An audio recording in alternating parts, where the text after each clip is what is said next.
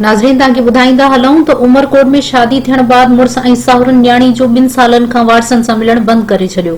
2 वरियनि खां होली, दीवाली, शादी मुरादी तोड़े कंहिं बि त्योहार ते धीउ सां मुलाक़ात न करण ते पीरसन माउ पीउ प्रेस क्लब उमरकोट पहुता। क़त्ल जो शक ज़ाहिर, एहतजाज, आला इख्तियारनि खे नोटिस वठण जी अपील।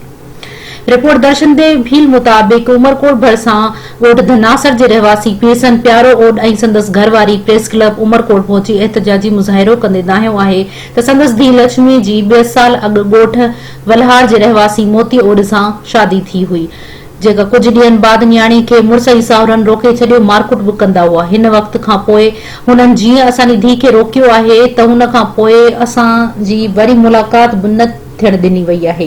हिन वक़्त धीउ किथे आहे, कहिड़े हाल में आहे, हिननि शक ज़ाहिर कंदे चयो त मतां किथे धीउ खे क़त्ल न कयो वियो हुजे, जंहिं लाइ असां समूरनि वसवारनि खे पुरज़ोर अपील करियूं था त नोटिस वठी न्याणी खे ज़ाहिर करे मुलाक़ात कराई वञे ऐं असां ग़रीब कुटुंब खे इंसाफ़ फराहम कयो वञे। विठल ॻोठ धनासर रात ओड नाले प्यारो मैं छोकरी 2 साल से अॻु में शादी करी है। मोती ओड वल्द जोधो ओड उहे सां शादी कराई। विठल ॻोठ गनाथ मेड़ा वलार वो अच वंज ॾह पौधा छोकिरी न मारी है या मारकुट कराए था वठण लॻी पई। असी ॾेखण लाइ सिका पिया वाटे पंहिंजे जाऊं गॾिजां ते मथां फाड़िया पंहिंजे वरी असांजे केस दाख़िल है ते बि असां सां ॾाढा आहे।